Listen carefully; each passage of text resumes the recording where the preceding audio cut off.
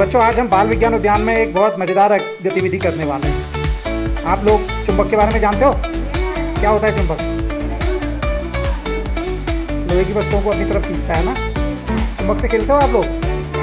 तो कैसा हो अगर आज हम कक्षा में आपके लिए एक चुंबक बनाएं? मज़ा आएगा आपको? तो चलो शुरू करते हैं आज बाल विज्ञान की गतिविधि। ठीक है, आज हम जानेंगे विद्युत चुंबक के बारे में। किसके बारे में?